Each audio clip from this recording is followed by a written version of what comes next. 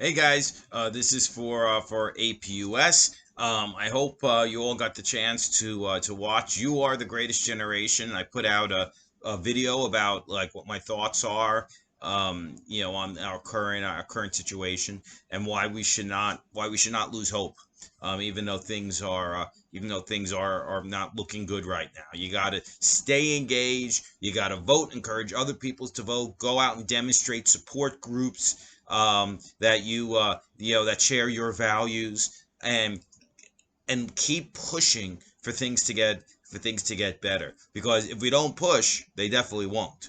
So this virus and these riots have just ripped the band-aid off all the problems that have been existing in American society for a very long time. And the challenge is, and as I mentioned, if you've watched the other video, is how are we going to deal with it once this situation resolves. Are we just going to go back to normal, or are we finally going to deal with what was underneath that band-aid and what it revealed? And only if we decide that we are going to stay actively engaged, can we finally start dealing with those underlying problems, that 2020 has revealed. Well, this video is about another terrible year in American history, 1968. And this was, I always said, when we do this lesson in person, but 1968 was the worst year in the 20th century for this country. It was a complete mess in almost every way. And I think 2020, well, let's hope not. We're only halfway through the year, but 2020 is also a year that's kind of shaping up to be one that you're always going to remember throughout your lives as one that kind of witnessed problems of a magnitude that none of us would have ever expected when we were ringing in the new year a few months ago. But we did come through 1968, and unfortunately, I hate to say, we did not deal with a lot of the underlying problems that the issues of 1968 revealed. So let's hope that 2020 is different. All right, well, 1968, chaotic, divisive in almost every way. The Vietnam War was raging. The divisions over the Vietnam War were getting starker. Urban cities were plagued by rioting in the late 1968. 1967, there have been 150 riots in cities throughout the country. The long hot summers, they called them. 1968 witnessed 100 riots. So for a lot of your older family members, rioting, unfortunately, might be something that they remember quite well from their own life experience. It might be something new for people your age, but for people who remember the 1960s, it was an unfortunate fact of life that our cities were on fire, because of so much rage, because of poverty and racism, and yes, police brutality. That was often the instigator of a lot of the riots in 67, 68.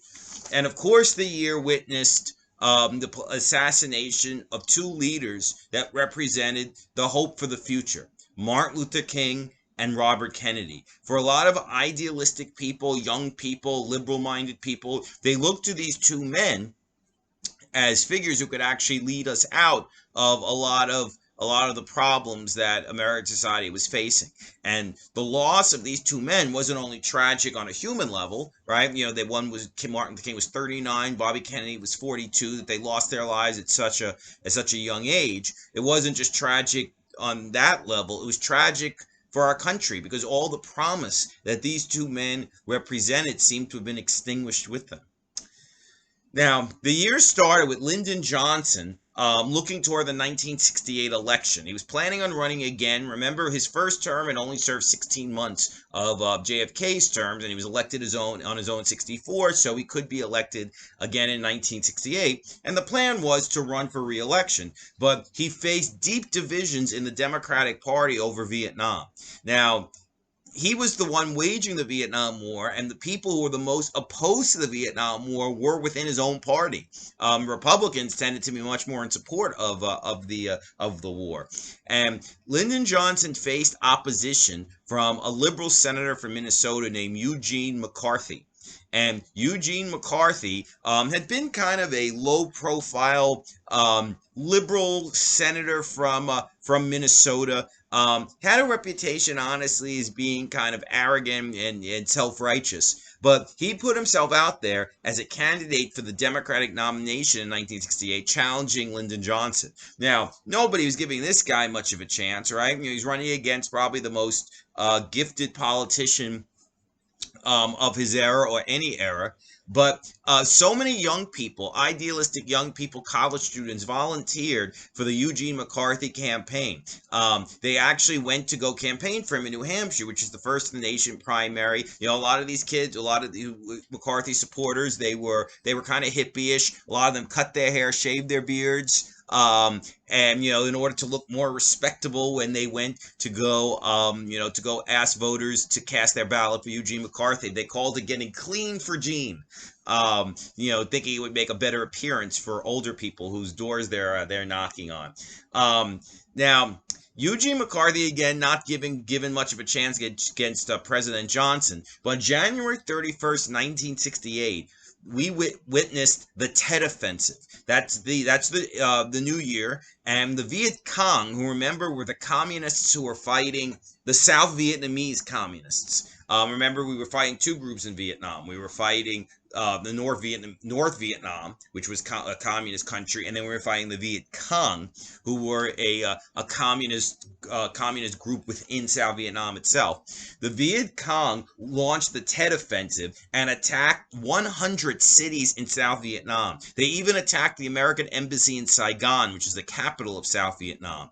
It was a total surprise. No one in the American military was expecting it, and the fact that the military of Johnson, given these optimistic assessments of how the war was going, and then all of a sudden the communists launched this aggressive assault on 100 South Vietnamese cities, was a shock to Americans. Even though the United States ultimately repelled the Tet Offensive, we pretty much decimated a lot of the Viet Cong in response to the Tet Offensive. But the fact that the communists had come so close and had done so well, and it surprised us and inflicted so much damage, really was a huge psychological defeat for the United States. Even though ultimately it was a military victory for us, it was a psychological defeat because a lot of Americans couldn't believe that this had happened. And the tide began getting turned against the war and against President Johnson.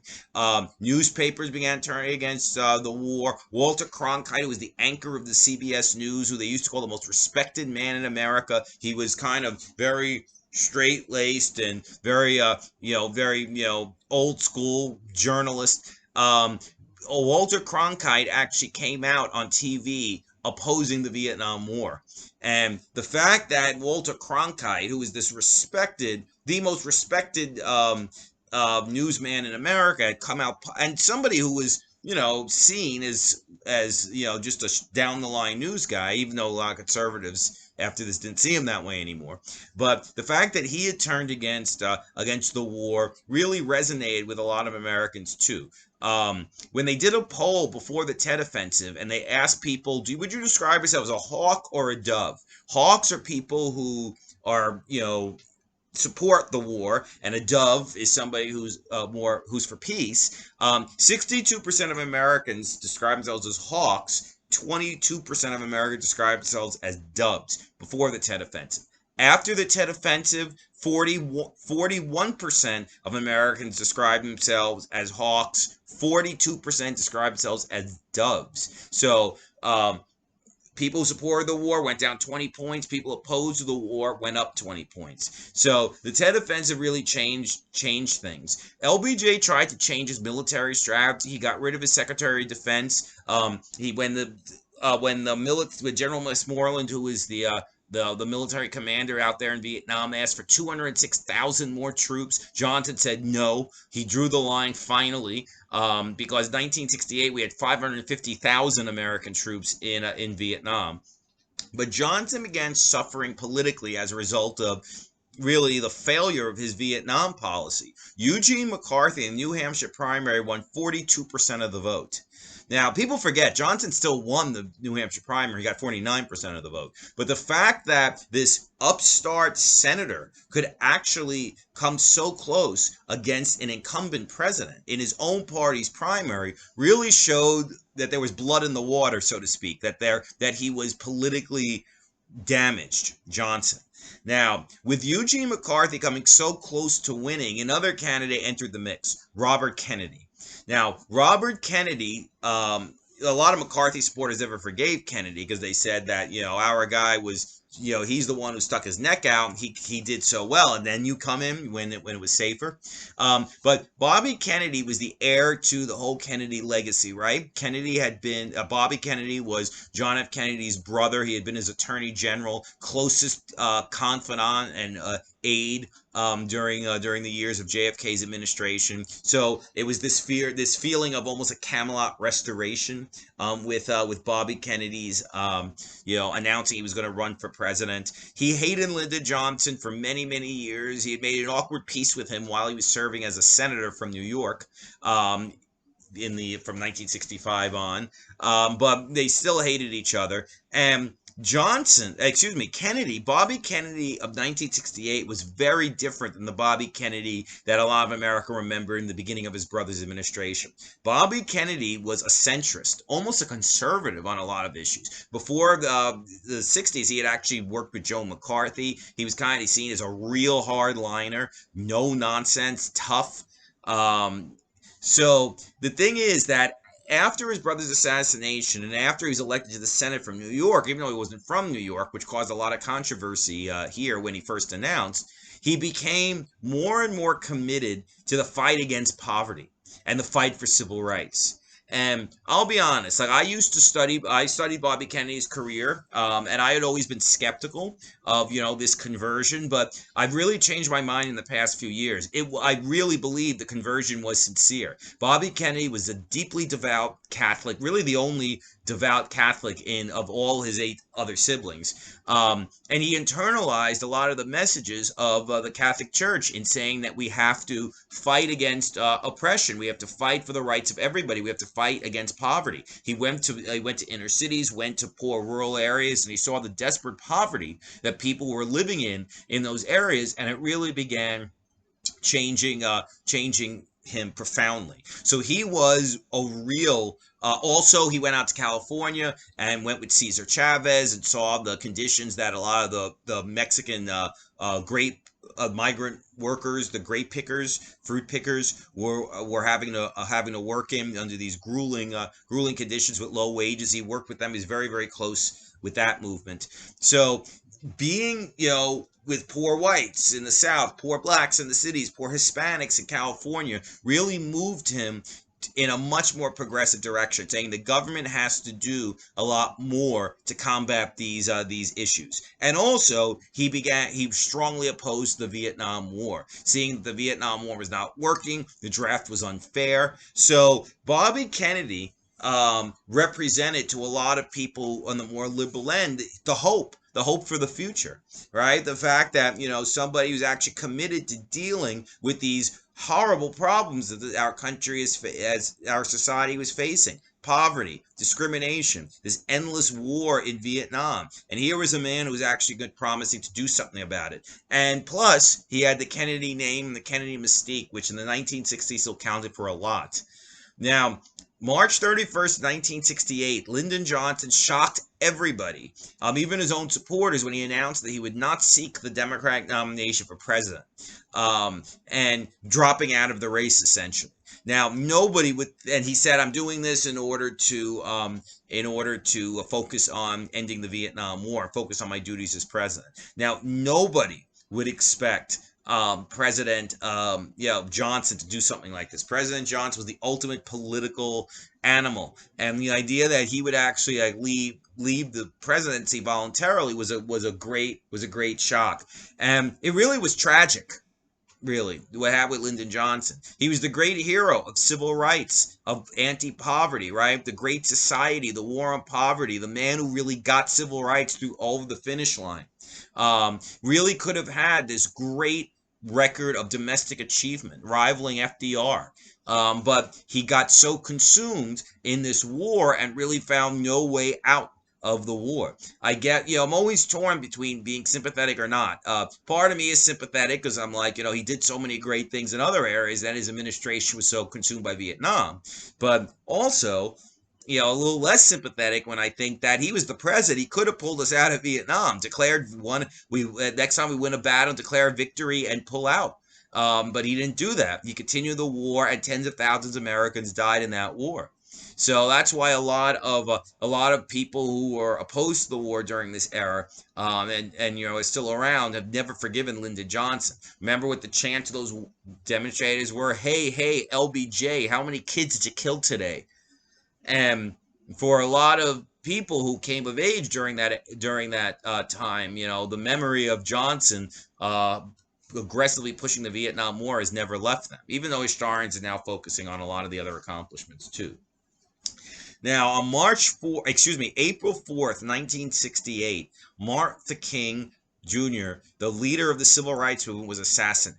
Only 39 years old, shot to death on the balcony of a motel in Memphis where he had gone to support striking sanitation workers. Now, Martin Luther King's death was a huge blow, not to Black America, obviously, but also to a lot of the other country who believed in Martin Luther King's ideals. Now, Martin Luther King, people don't really realize this now because Martin Luther King is this figure of great, that all sides, generally, really respect and love Martin Luther King. But as Martin Luther King in the last few years of his life, he had gotten increasingly radical. He began turning his attention to fighting poverty. He spoke out against the Vietnam War publicly, which President Johnson took as a personal betrayal. And he basically said that, we have all these riots, but you have to understand the root causes of these riots. Why are these riots happening? So he was non-violent, but at the same time urged people to understand why the violence was going on to begin with. King was also very skeptical of the capitalist system that we have in this country. So King had gotten much more radical as time went on, and he was a much more controversial figure at the time of his killing than people might realize today. But King's murder that night resulted in 100 riots throughout America. So, now we're seeing these riots, Mr. Floyd's killing by the police. We're seeing all these peaceful demonstrations, which are good, often followed by these riots. But the riots after Martin Luther King's assassination were national and they were deadly. In fact, President Johnson had to send 75,000 military troops in order to stop the violence in Washington, D.C., where he had authority, unlike when Trump is saying, I'm going to send them all over the country, where there's not really the authority if the governor doesn't ask. But this man was the apostle of peace, actually. In the wake of his killing, 46 people died, 3,000 were injured, 27,000 were imprisoned. So this is a real tragedy, but there was so much anger and hurt at the killing of the greatest civil rights leader ever, and a man that Black America saw as their hope. It resulted in this horrible violence. So Martin Luther King was killed tragically, and the Democratic Party was now divided in three camps. We have Eugene McCarthy, who's still running. Eugene McCarthy was kind of the candidate of intellectuals and wealthier liberals, college professors, people like that. The intellectual liberals. Bobby Kennedy was getting a coalition that was very interesting. A coalition of people who were just on the outs economically. Working class whites and a lot of minorities who loved Bobby Kennedy. So a lot of liberals always have hoped since Bobby Kennedy that they could resurrect this coalition of working class whites who are struggling economically with working class minorities. And unfortunately that really hasn't happened because of, cultural issues often divide those two groups. But Bobby Kennedy really had those two groups in his coalition. After Johnson dropped out of the race, the man who replaced him in the race was a man named Hubert Humphrey. Hubert Humphrey had been Lyndon Johnson's vice president. I love Hubert Humphrey. Humphrey is my hero. He is a great man, passionately committed to fighting poverty and advancing the good causes of civil rights. But unfortunately, in his years as vice president, Humphrey had kind of got sucked in so with Johnson that he almost became a spokesman for Johnson's failed Vietnam policy, even though Humphrey himself had serious doubts about continuing the Vietnam War. But Humphrey was seen by a lot of anti-war folks as kind of a symbol of the system. With his close ties with President Johnson. Democratic bosses supported Humphrey. The labor union supported Humphrey. A lot of old school Democrats supported Humphrey, and also a decent number of minorities supported Humphrey too, remembering the fact that he had stuck his neck out for civil rights as the mayor of Minneapolis. It's a city where all this horrible stuff started now. He stuck his neck out for civil rights quite forthrightly. So in a different time, Hubert Humphrey could have and would have been a great candidate. But he was tarred with the baggage of Johnson's Vietnam policy, which he took a long time distancing himself from because of fear, respect, very strange relationship that he had with President Johnson. That's a whole other story. Now, Humphrey wasn't going to run in the primaries. Back then, not every state had a primary. Only some states did. The Democratic bosses still are the ones who picked the nominee. So my feeling is that, the Democratic bosses were solely with Humphrey. So I think, of course, it's speculation, but Humphrey probably would have gotten the nomination regardless of what happened in the primaries, which were McCarthy and Kennedy were slugging it out. In the California primary in June 4th, 1968, Bobby Kennedy wound up scoring a victory against Eugene McCarthy, which he thought could then catapult him ultimately to the nomination. And then tragically, that night, while Bobby Kennedy is announcing, or at least announcing that he had won the primary, he was shot and killed in the kitchen of the hotel where he had given his victory speech. And he died the next day.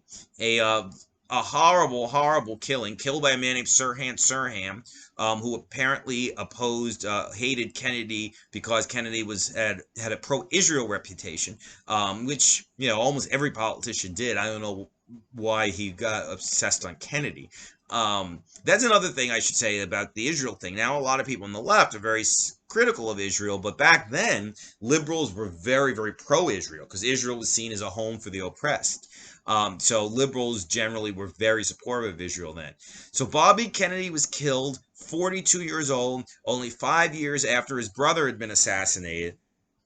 And this was only 2 months after Martin Luther King had been killed. So the shock to the country was profound after Bobby Kennedy was killed, especially among a lot of people who are on the more liberal side. Because people were like, the two men who really had the potential to change this country are both killed within 2 months of one another. It was a real horrible, horrible thing.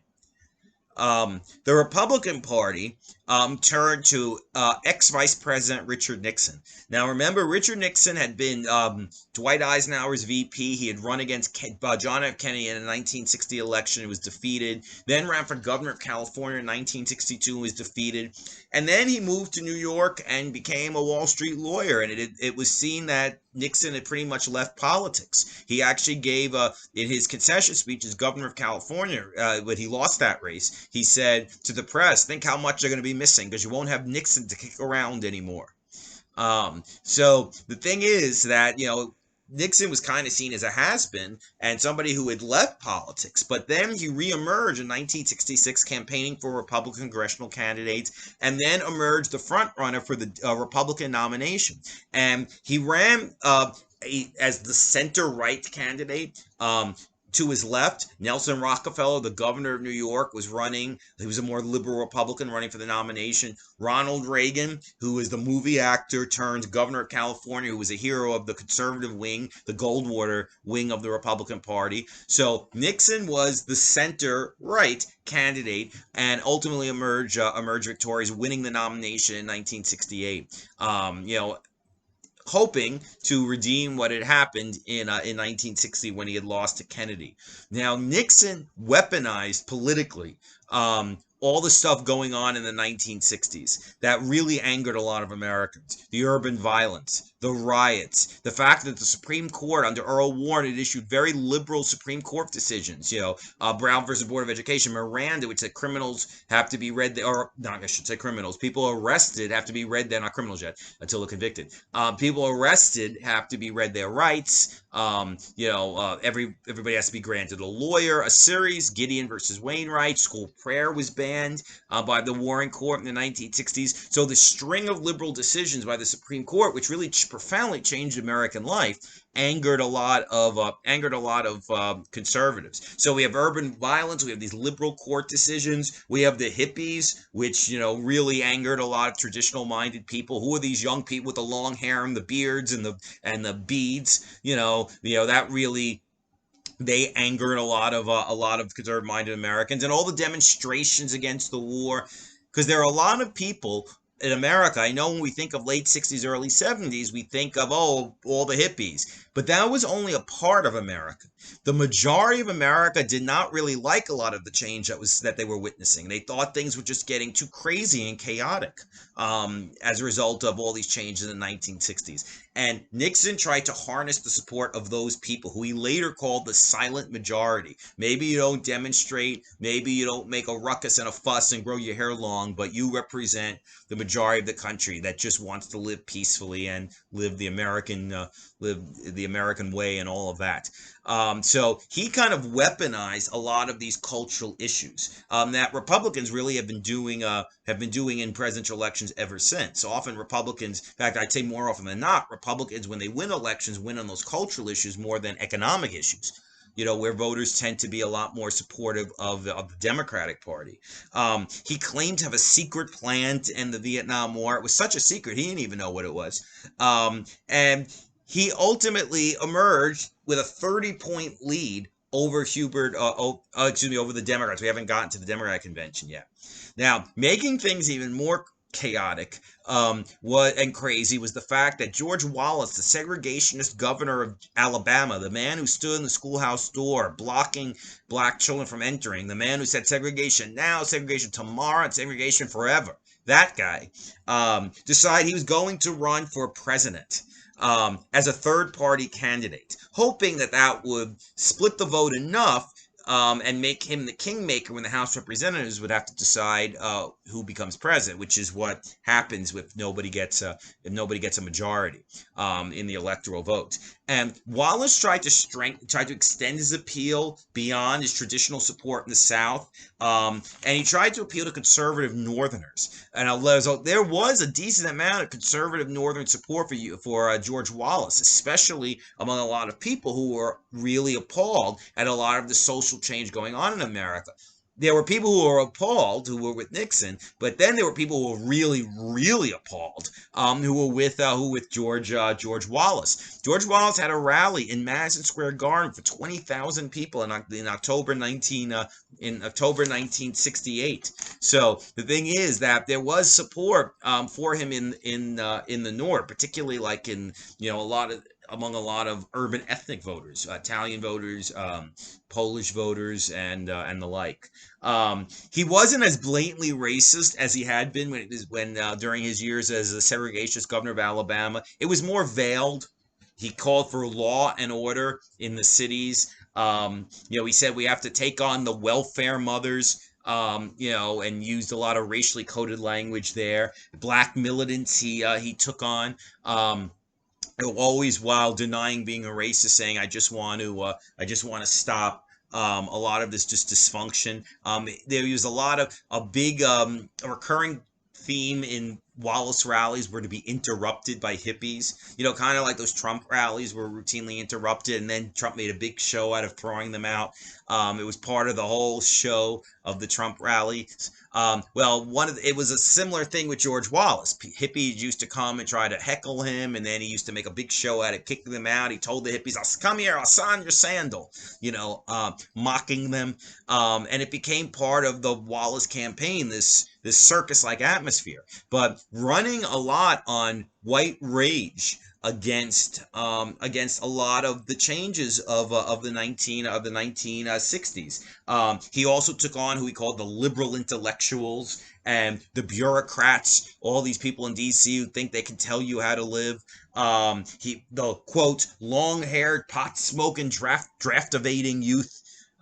So it was a campaign really based on culture, on a lot of Americans' frustration with a lot of the social changes. In fact, Wallace had 20% in the polls in September 1968. So that showed that he was extending his base way outside of the South. Now, after Kennedy's death, Democrats begin to rally around Humphrey, especially some of those establishment-minded Democrats. Now, the thing is that Humphrey had a very hard time distancing himself from Johnson's Vietnam War policy, even though he privately had a lot of doubts about the way the war had been conducted. Now, the Democratic Convention in 1968 was held in Chicago. Mayor Daley, the Democratic boss of that town, the mayor, wanted to restrict demonstrations to only one park in particular. When a demonstration of anti-war protesters happened in one location, it was crushed by the police quite violently. And then the other demonstration on the night of the Democratic Convention, which happened in the place that they had been given the permit to actually to protest in, it turned extremely violent when the police basically decided to just remove all the demonstrators, anti-war demonstrators, and use tear gas and billy clubs. They began just randomly beating up almost everybody they could find. Serious injuries happened as a result, and this was a police instigated riot. These were just anti-war demonstrators who were there and were exercising their First Amendment rights, who were basically being attacked by the police. Because of this feeling that, a lot of that was cultural too. A lot of the police come from a very different social demographic than a lot of these, than a lot of the anti-war demonstrators. And there's a tremendous amount of resentment against them. And this police riot where people were being hit with clubs and gassed was being shown on national television, while the Democratic Convention is going on. So you can only imagine what's the visual that a lot of people are going to be focused on. And the marchers, when they were being attacked by the police, they began chanting, "The whole world is watching. The whole world is watching," and they were at the chaos of the Democratic Convention in Chicago. And I always think it's such a shame. Hubert Humphrey, he was a good, decent man, but he just was. Under these circumstances, he got the nomination, but then he gave a speech. It was a very optimistic speech, which seemed to be, fly in the face of what people were witnessing happening outside the Democratic Convention, with the riot, the police instigated riot against the demonstrators. So, under these circumstances, it was going to be very, very hard for Humphrey. Nixon, 30 points ahead in the polls, calling for law and order, attacking radicals and hippies, what he called pot and permissiveness. It was a campaign that was totally geared toward middle America and a lot of the people who really did not like the changes that were going on in American life. And Wallace also capitalized on that feeling too. Now, things began changing as September got into October. Wallace lost a lot of his support because he picked as his running mate a man named Curtis LeMay. He had actually at first wanted Colonel Sanders, the Kentucky Fried Chicken guy, but he wasn't signing up for this campaign. The man Wallace ultimately picked for his running mate was a man named Curtis LeMay, who had been the head of the Strategic Air Command and an outspoken advocate of nuclear war. Somebody who had said, when asked what his Vietnam policy was, he said, "Nuke them back to the Stone Age."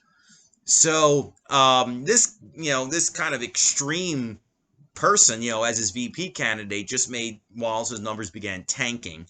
And Humphrey, though, was able, as time went on, to win back a lot of Democratic-leaning voters. He came out against further escalation of the war, called for a bombing halt in Vietnam, and a lot of old Democratic voters began coming home.